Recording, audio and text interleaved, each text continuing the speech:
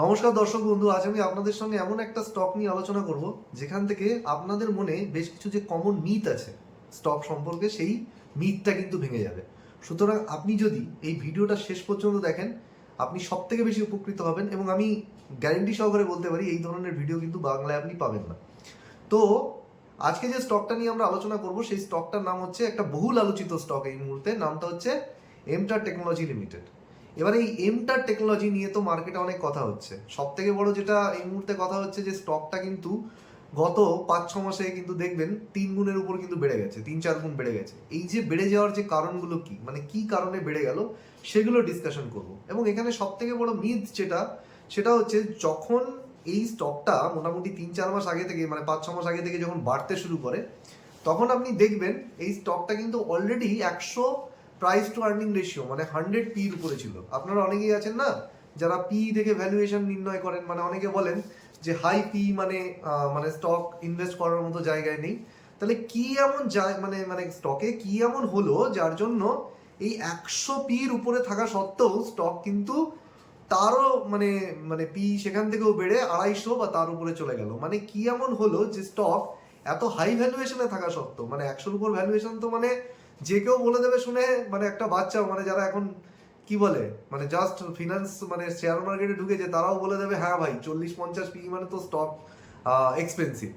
তো কি এমন হলো যে এই 104 পি যাওয়ার পরেও কিন্তু তার পি সেখান থেকেও ডবলের বেশি হয়ে গেল। তো সেটা নিয়েই কিন্তু ডিসকাশন করব। তো এবার চলে আসি কোম্পানির বিজনেস মডেলে। তো আপনারা সবাই জানেন যে আমেরিকাতে কিন্তু ডেটা সেন্টারের হিউজ ডিমান্ড রয়েছে। তো এই যেহেতু আমেরিকাতে ডেটা সেন্টারের হিউজ ডিমান্ড রয়েছে, একটা ডেটা সেন্টার চালাতে গেলে ডেটা সেন্টারে কি থাকে, হাজার হাজার র্যাক থাকে, মানে পাওয়ার সার্ভার থাকে। এই যে হাজার হাজার যে সার্ভার থাকে, মানে ডেটা যেখানে সংরক্ষিত থাকে, সুপার কম্পিউটার থাকে, সেইগুলো তো মানে 24 ঘন্টা সেগুলো মানে চালানোর জন্য কিন্তু হিউজ পরিমাণ কিন্তু পাওয়ার সাপ্লাই লাগে। এইবার এই যে পাওয়ার, সেই পাওয়ার আসবে কোথা থেকে? তো জেনারেলি পাওয়ারের সব থেকে বড় সোর্স হচ্ছে থার্মাল পাওয়ার, মানে কয়লা পুড়িয়ে যে পাওয়ার আমরা জেনারেশন করি। কিন্তু আমেরিকা বা উন্নত ইউরোপের দেশগুলোতে না এই তাপবিদ্যুৎ থেকে যে পাওয়ার জেনারেশন হয়, এখানে বেশ কিছু কিন্তু নিষেধাজ্ঞা রয়েছে। কারণ কারণ আমরা জানি যে এখানে মানে তাপবিদ্যুৎ থেকে যে পাওয়ার জেনারেশন হয়, তো সেখান থেকে কিন্তু পরিবেশ দূষণ কিন্তু ভীষণভাবে হয়, মানে প্রচুর পরিমাণে কার্বন এমিশন হয়। তো জেনারেলি আমেরিকার মতো উন্নত দেশগুলো হচ্ছে কয়লা থেকে তাপবিদ্যুৎ যে তৈরি হয় সেটাকে এড়িয়ে চলে। তাহলে এর অল্টারনেটিভ কি আছে পাওয়ার সাপ্লাইয়ের জন্য? এবার আপনি বলবেন রিনিউয়েবল এনার্জি আছে, সোলার পাওয়ার, উইন্ড পাওয়ার, এসব রয়েছে। কিন্তু এখানেও বেশ কিছু সমস্যা আছে। সোলার এবং উইন্ড থেকে যে পাওয়ার পাওয়া যায়, সেটা কিন্তু মানে একটা ডেটা সেন্টার যেখানে হাই পাওয়ার রিকোয়ারমেন্ট লাগে এবং সেখানে অ্যাকচুয়াল এদিক ওদিক হলে কিন্তু চলবে না। তো এই যে হিউজ যে ডেটাবেস এবং সার্ভার রয়েছে, সেখানে যে 24 ঘন্টা যে পাওয়ার, হাই পাওয়ার সাপ্লাই লাগে, তার জন্য কি হয়, এই সোলার এবং উইন্ডের উপর যদি নির্ভর করে থাকে, তাহলে কিন্তু পাওয়ার সাপ্লাই কিন্তু মাঝে মাঝে কিন্তু মানে এই রিনিউয়েবল এনার্জির উপরে কি হয়, সোলার এবং উইন্ডে কিন্তু পাওয়ার আপ ডাউন করে। তার কারণ হচ্ছে সোলার এবং উইন্ড থেকে সবসময় পাওয়ার মানে পাওয়া যায় না। প্লাস এই সোলার এবং উইন্ড থেকে যে পাওয়ার পাওয়া যায়, সেটা মানে ধরুন যে সময়গুলোতে পাওয়া যায় সেটাকে স্টোর করে রাখার জন্য ব্যাটারির পেছনে হিউজ খরচা করতে হয়। তো বেসিক্যালি এর বাইরে কি টেকনোলজি আছে, এটাই হচ্ছে সব থেকে বড় কোশ্চেন। তো আমেরিকাতে একটা কোম্পানি আছে যার নাম হচ্ছে ব্লুম এনার্জি। সেই ব্লুম এনার্জি কিন্তু এমন এক ধরনের প্রোডাক্ট বা এমন এক ধরনের কিন্তু তাদের সিস্টেম, তারা মানে এমন এক ধরনের কিন্তু পাওয়ার জেনারেশন তারা করে, যে পাওয়ার জেনারেশন মানে যেটা কিন্তু মানে একটা ইউনিক পদ্ধতি মানে সলিড অক্সাইড ফুয়েল সেল বলে একটা বক্স হয়। সেই সলিড অক্সাইড ফুয়েল সেল যে বক্স, সেই solid oxide fuel cell box হচ্ছে এই কোম্পানি তৈরি করে। কি হয়, তো এটা এমন একটা টেকনোলজি যেখানে হয় আপনার হচ্ছে অক্সিজেন এবং ন্যাচারাল গ্যাস, অক্সিজেন এবং ন্যাচারাল গ্যাসের রাসায়নিক বিক্রিয়া বা কেমিক্যাল রিয়াকশনের মাধ্যমে কিন্তু থার্মাল পাওয়ার জেনারেশন হয়। এই যে থার্মাল পাওয়ার জেনারেশন হলো, এটাও কিন্তু তাপবিদ্যুৎ, কিন্তু এর সুবিধা হচ্ছে এটাতে কিন্তু পরিবেশ দূষণ হয় না। তো এই কারণে কিন্তু এই যে সলিড অক্সাইড যে ফুয়েল সেল, এর কিন্তু আমেরিকাতে হিউজ ডিমান্ড রয়েছে, যেটা এই ব্লুম এনার্জি বানায়। এবং লাস্ট 1 বছরে কিন্তু এই ব্লুম এনার্জি কোম্পানির কিন্তু পারফরমেন্স কিন্তু ভীষণভাবে ভালো হয়েছে, কারণ এই প্রোডাক্টের কিন্তু ভীষণ ডিমান্ড আছে। মানে এই যে এসওএফসি মানে সলিড অক্সাইড ফুয়েল সেল, তার কিন্তু হিউজ ডিমান্ড আছে। তো এমটারের এখানে মানে কাজটা কি, এমটার টেকনোলজি হচ্ছে এই যে আমেরিকান যে কোম্পানি রয়েছে, আমেরিকান কোম্পানিকে সলিড অক্সাইড ফুয়েল সেলের যে বক্স, মানে একটা যে কন্টেনারের মধ্যে ওই সলিড অক্সাইড ফুয়েল সেলগুলো রাখা থাকে, সেটাকে সাপ্লাই করে। এইটা হচ্ছে কোম্পানির মেন রেভিনিউ স্ট্রিম। এখান থেকে কিন্তু কোম্পানির সব থেকে বেশি রেভিনিউ আসে। সেকেন্ড যে সেগমেন্ট রয়েছে, এটা ছাড়াও কোম্পানি কিন্তু এই সেগমেন্টেরও আরো বেশ কিছু তাদের ব্যবসা আছে, যেমন হচ্ছে এই যে ব্যাটারি প্যাক হয় না, ব্যাটারি যে সেল, তো ব্যাটারি সেলগুলোকে জুড়ে যে ব্যাটারি প্যাক তৈরি হয় সেটাও একটা কন্টেনারের মধ্যে দেখবেন কিন্তু ভরা থাকে। তো ব্যাটারি সেলের জন্য যে কন্টেনার তারা কিন্তু সেটাও সাপ্লাই করে। প্লাস হচ্ছে এই যে হাইড্রো পাওয়ার প্রজেক্টের যে সমস্ত প্রিসিশন কম্পোনেন্ট সেগুলো সাপ্লাই করে। মানে এক কথায় বলতে গেলে এমটার টেকনোলজি হচ্ছে একটা প্রিসিশন ইঞ্জিনিয়ারিং কোম্পানি। আচ্ছা, এটা ছাড়া আর কি কি সেগমেন্ট আছে? এটা ছাড়া তারা এরোস্পেস এবং ডিফেন্স সেগমেন্টেও তাদের উপস্থিতি আছে। এরোস্পেস এবং আচ্ছা এই সেগমেন্টে আচ্ছা এরোস্পেস এবং ডিফেন্স বলার আগে আমরা যেটা ক্লিন এনার্জি সেগমেন্ট বললাম, যেটাতে তারা solid oxide fuel cell box supply করে, এখানে তাদের মেন ক্লায়েন্ট হচ্ছে ব্লুম এনার্জি। এইবার চলে আসি এরোস্পেস এবং ডিফেন্স। এরোস্পেস এবং ডিফেন্সে তাদের মেন ক্লায়েন্ট হচ্ছে ডিআরডিও এবং ইসরো। এদেরকে এই যে দেখবেন যে সমস্ত মিসাইল বানায় ডিআরডিওতে, সমস্ত মিসাইল বলুন, এয়ারক্রাফট বলুন, স্যাটেলাইট বলুন, এই মিসাইল এয়ারক্রাফট স্যাটেলাইটের সমস্ত যে প্রিসিশন কম্পোনেন্ট আছে না, সেই প্রিসিশন কম্পোনেন্টগুলো কিন্তু এই কোম্পানি বানায়। 3 নম্বর যে সেগমেন্ট হচ্ছে সেটা হচ্ছে নিউক্লিয়ার রিঅ্যাক্টর। নিউক্লিয়ার রিঅ্যাক্টরে যে সমস্ত কম্পোনেন্ট ইউজ হয় সেই নিউক্লিয়ার রিঅ্যাক্টরের প্রিসিশন ইঞ্জিনিয়ারিং কম্পোনেন্ট তারা বানায়। আর 4 নম্বর তারা হচ্ছে এই যে বিভিন্ন ইন্ডাস্ট্রির জন্য যে সমস্ত প্রিসিশন কম্পোনেন্ট, মানে কি নাট বোল্ট, তারপরে হুক থেকে শুরু করে, মানে একটার সঙ্গে আরেকটাকে জোড়ার জন্য যে জিনিস লাগে, মানে ধরুন আপনি একটা যন্ত্রের সঙ্গে আরেকটা যন্ত্র জুড়বেন, সেটাকে যার সাহায্যে জুড়বেন সেটাই হচ্ছে প্রিসিশন কম্পোনেন্ট। তার মানে একটা নাট বোল্ট বলুন বা একটা পেরেক বলুন, সেগুলোকে আমরা প্রিসিশন কম্পোনেন্ট বলি। তো এই সমস্ত জিনিস তার সঙ্গে সঙ্গে বল বিয়ারিং ইত্যাদি ইত্যাদি বানায়। তো এই হচ্ছে তাদের ওভারঅল বিজনেস মডেল। এবার আমরা চলে আসব তাদের রেভিনিউ গ্রোথ নিয়ে। তো এই মুহূর্তে যদি তাদের পারফরমেন্স দেখি, গত বছরের মার্চ কোয়ার্টার থেকে এই বছরের মার্চ কোয়ার্টারে তাদের রেভিনিউ যেটা, সেই রেভিনিউ গ্রোথ এসছে 67%। এবং ফুল ইয়ারে যদি আমরা দেখি তাদের রেভিনিউ গ্রোথ এসছে মানে 26 সালে 98%। এবার কথা হচ্ছে এই রেভিনিউ গ্রোথ কোথা থেকে এলো? মেন জিনিস হচ্ছে গত এক বছরে যদি আমরা দেখি, মানে মেন যে রেভিনিউ গ্রোথটা এসছে সেটা কিন্তু ওই ব্লুম এনার্জি থেকে। ব্লুম এনার্জি হচ্ছে তাদের মেন ক্লায়েন্ট। ব্লুম এনার্জির গত এক বছরে তাদের ইতিহাসে সব থেকে বেশি কিন্তু গ্রোথ করেছে, মানে তাদের রেভিনিউ গত এক বছরে সব থেকে বেশি বেড়েছে। তার কারণ হচ্ছে হিউজ ডিমান্ড ছিল ডেটা সেন্টার থেকে। শুধুমাত্র ডেটা সেন্টার নয়, আমেরিকাতে যারা মানে মানে অনেক কোম্পানি আছে না, যাদের নিজেদের মানে দৈনন্দিন ব্যবসা চালানোর জন্য, তাদের নিজেদের প্ল্যান্ট চালানোর জন্য যে পাওয়ার লাগে, সেই পাওয়ারের পারপাসেও কিন্তু এই সলিড অক্সাইড যে ফুয়েল সেল আছে সেটাও কিন্তু ব্লুম এনার্জিকে অর্ডার দেয়। ফলে এর কিন্তু হিউজ ডিমান্ড আছে, মানে ইন্ডাস্ট্রিয়াল ডিমান্ড হিউজ। তো সেই কারণে এক বছরে কিন্তু হিউজ রেভিনিউ গ্রোথ করেছে কিন্তু এই ব্লুম এনার্জি। যদি আপনারা ব্লুম এনার্জি স্টকটাকে দেখেন, যেটা আমেরিকাতে লিস্টেড, এক বছরে কিন্তু হিউজ রিটার্ন দিয়েছে। তো এই যে ব্লুম এনার্জি বলে যে কোম্পানিটা, এই কোম্পানি থেকে কিন্তু কোম্পানির যেহেতু তারা বিশাল তাদের রেভিনিউ গ্রোথ এসছে, তারা কি প্রোডাক্ট বেচে? Solid oxide fuel cell. তো তার যে কন্টেনার আছে এমটার টেকনোলজি কিন্তু সাপ্লাই করেছে। তো এটা গেল রেভিনিউ গ্রোথের একটা কারণ। দ্বিতীয় গ্রোথের যেটা কারণ সেটা হচ্ছে নিউক্লিয়ার রিঅ্যাক্টর সেগমেন্ট। এখানে একটা জিনিস বলে রাখি, এই মুহূর্তে মানে নিউক্লিয়ার পাওয়ার ভারতে তো এখন ন্যাসেন্ট স্টেজ আছে, মাত্র টোটাল নিউক্লিয়ার পাওয়ার ক্যাপাসিটি এখনো পর্যন্ত নিউক্লিয়ার পাওয়ার ক্যাপাসিটি খুবই কম। কিন্তু আগামী দিনে কিন্তু এই রিনিউয়েবল এনার্জি, মানে হচ্ছে সোলার পাওয়ার বলুন, উইন্ড পাওয়ার বলুন, তার সঙ্গে সঙ্গে কিন্তু নিউক্লিয়ার পাওয়ারেরও কিন্তু ডিমান্ড কিন্তু হিউজভাবে বাড়তে চলেছে। তো রিসেন্ট আমরা দেখেছি তামিলনাড়ুর কোনো একটা জায়গাতে, সম্ভবত কলাপক্কম বা এরকম কিছু নাম, সেখানে কিন্তু একটা নিউক্লিয়ার রিঅ্যাক্টর কিন্তু বসেছে। তো নিউক্লিয়ার রিঅ্যাক্টর থেকে কিন্তু তাদের কিন্তু হিউজ কিন্তু ডিমান্ড রয়েছে। গত বছর নিউক্লিয়ার রিঅ্যাক্টর যে সেগমেন্ট রয়েছে সেখান থেকে তাদের অর্ডার ছিল ভীষণ কম, মানে সেখান থেকে তাদের মানে কি বলবো 1%-এরও কম রেভিনিউ আসতো। সেখান থেকে এই বছর তাদের ডবল কিন্তু রেভিনিউ এসেছে। এবং লাস্ট কোয়ার্টার, মানে লাস্ট কোয়ার্টার কি, হ্যাঁ গত বছরের যে সেপ্টেম্বর কোয়ার্টার, সে সেপ্টেম্বর না, গত বছরের তারও আগে থেকে, মানে গত এক বছর ধরে ম্যানেজমেন্ট বলে আসছিল যে নিউক্লিয়ার রিঅ্যাক্টর সেগমেন্ট থেকে আমাদের কিন্তু আমরা একটা হিউজ অর্ডার পেতে চলেছি। এই গত যে ডিসেম্বর কোয়ার্টার গেল, লাস্ট যে Q3 গেল, সেখানে কিন্তু তারা 600 কোটি টাকার কিন্তু অর্ডার কিন্তু এই সেগমেন্ট থেকে পেয়ে গেছে। তো এই যে সেগমেন্ট থেকে যে তারা হিউজ অর্ডার পেয়েছে, এবং মানে গত বছর থেকে এই বছরে তারা যে বেশ কিছু অর্ডার মানে কাজ তারা খতম মানে শেষ করে ক্লায়েন্টের হাতে তুলে দিয়েছে, এর জন্য কিন্তু তাদের রেভিনিউ গ্রোথ এসছে। এবার আমরা চলে যাবো কোম্পানির মার্জিনে। কোম্পানির যেটা গ্রস মার্জিন কিন্তু কোম্পানির পড়ে গেছে। তার কারণ আমরা জানি মিডল ইস্টে যুদ্ধ চলছে, তো জিওপলিটিক্যাল সিচুয়েশনের জন্য র ম্যাটেরিয়ালের প্রাইস বেড়ে গেছে, লজিস্টিক্স কস্ট বেড়ে গেছে, তার জন্য তাদের গ্রস মার্জিন পড়ে গেছে। কিন্তু ইম্পর্টেন্ট ব্যাপার হচ্ছে কোম্পানি তাদের ইবিডা যে মার্জিন, মানে ইবিডা লেভেলে তাদের যে মার্জিন আছে অপারেটিং লেভেলে, সেটাকে কিন্তু তারা ধরে রেখেছে। কি করে ধরে রাখতে পারলো? এখানেও কিন্তু যে জিনিসটা আপনাদের বুঝতে হবে, কোম্পানির যে প্রোডাক্ট মিক্স সেটা কিন্তু শিফট হচ্ছে কোথায়? যদি আপনি দেখেন তাদের রেভিনিউ এই মুহূর্তে যদি দেখেন, 70% রেভিনিউ আসে কিন্তু ব্লুম এনার্জি থেকে, আর 3% রেভিনিউ আসে কিন্তু নিউক্লিয়ার যে রিঅ্যাক্টর থেকে। তার মানে 70 এবং 3 হয়ে গেল, এবং বাকিটা আসে কিন্তু এরোস্পেস, ডিফেন্স এবং অন্যান্য সেগমেন্ট থেকে। কিন্তু আপনি যদি অর্ডার বুক দেখেন, 3% রেভিনিউ আসে কোথা থেকে? নিউক্লিয়ার সেগমেন্ট থেকে বললাম। অর্ডার বুক যদি দেখেন, এই মুহূর্তে টোটাল অর্ডার বুকের 26% অর্ডার কিন্তু এসছে নিউক্লিয়ার সেগমেন্ট থেকে। তার মানে আমরা বুঝতে পারছি নিউক্লিয়ার সেগমেন্টের এই মুহূর্তে রেভিনিউতে কন্ট্রিবিউশন কম হলেও আগামী দিনে কিন্তু সব থেকে মানে একটা ব্লুম এনার্জির পরেই সব থেকে বেশি কিন্তু রেভিনিউ আসতে চলেছে কিন্তু নিউক্লিয়ার সেগমেন্ট থেকে। এবং নিউক্লিয়ার সেগমেন্ট কিন্তু হাই মার্জিন সেগমেন্ট, এবং সব থেকে বড় কথা হচ্ছে কোম্পানি আগে এই নিউক্লিয়ার সেগমেন্টের খুব মানে মানে কি বলবো, জেনারেল যে সমস্ত নিউক্লিয়ার যে কম্পোনেন্ট আছে সেগুলো সাপ্লাই করতো, এখন কিন্তু তারা হাই মার্জিন কম্পোনেন্ট কিন্তু সাপ্লাই করছে। নিউক্লিয়ার যে রিঅ্যাক্টরের যে দেখবেন যে ভেসেল থাকে, সেই ভেসেল তারা সাপ্লাই করছে, মানে চুল্লির যে মুখটা সেটা।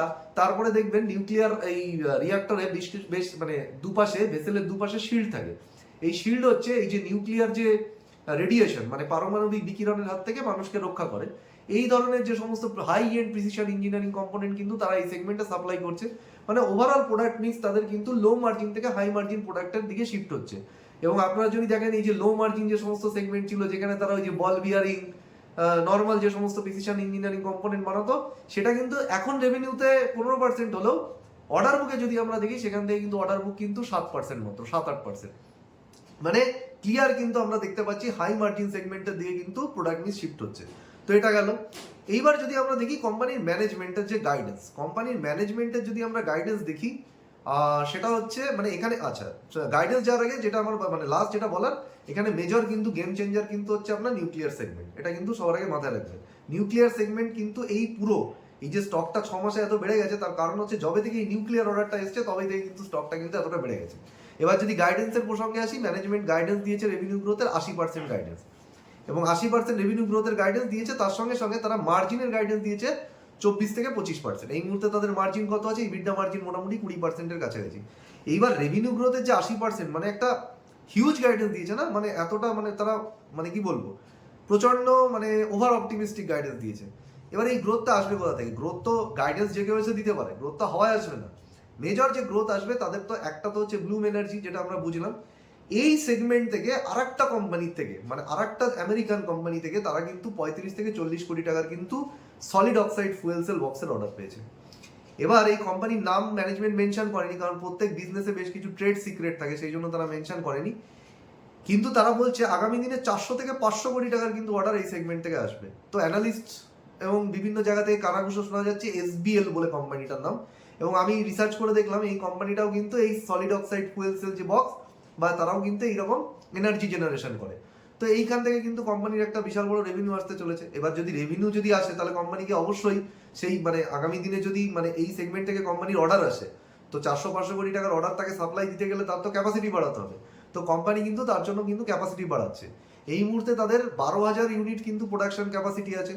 এটাকে তারা এই বছরের শেষে মানে 27 সালের শেষে বাড়িয়ে 20,000 ইউনিট করতে চায়, মানে 8,000 ইউনিট তারা অ্যাড করতে চায়। তারপরের বছর তারা আরো 10,000 ইউনিট বাড়িয়ে 30,000 ইউনিট করতে চায়। এবং এর জন্য তারা এই 12,000 থেকে যে 20,000-এ নিয়ে যাবে, তার জন্য 40-50 কোটি টাকা তারা খরচা করবে, ইনভেস্টমেন্ট করবে। আবার নেক্সট ফেজের জন্য তারা কিন্তু আরো 40-50 কোটি টাকা ইনভেস্টমেন্ট করবে।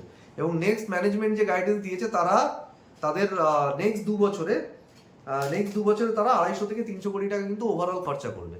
তো বেসিক্যালি এই যে তারা খরচাটা করছে, তার কারণটা হচ্ছে এই সেগমেন্ট থেকে কিন্তু তাদের আরো বেশি অর্ডার আসতে চলেছে, সেই জন্য তারা খরচা করছে। এবং এই অন্ধ্রপ্রদেশের তেলেঙ্গানায় তারা একটা এসিজেট মানে তেলেঙ্গানা এয়ারপোর্টের কাছে কিন্তু একটা তারা নতুন প্ল্যান্ট কিন্তু তারা মানে রেডি করছে। মানে ওখানে গভর্নমেন্টের মানে থেকে বেশ কিছু তারা সুবিধা পাবে, স্পেশাল ইকোনমিক জোনে কিন্তু এই প্ল্যান্টটা তৈরি হচ্ছে। তো এটা গেল।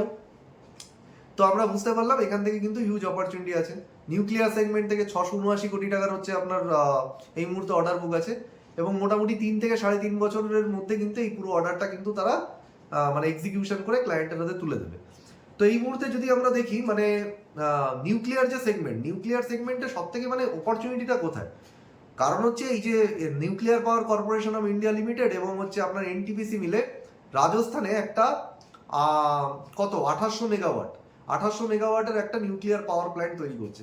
এবার এই যে নিউক্লিয়ার পাওয়ার প্ল্যান্ট তৈরি হচ্ছে, তো এখানে তো তারা প্রিসিশন ইঞ্জিনিয়ারিং কম্পোনেন্ট সাপ্লাই করে। তো এবার যদি কোনো কম্পোনেন্ট খারাপ হয়ে যায়, তো কম্পোনেন্টের যে সমস্ত মানে রিপ্লেসমেন্ট, কম্পোনেন্টটাকে যে মানে রিপ্লেস করতে হয়, সেই সমস্ত রিপ্লেসমেন্টের একটা হিউজ ডিমান্ড থাকবে।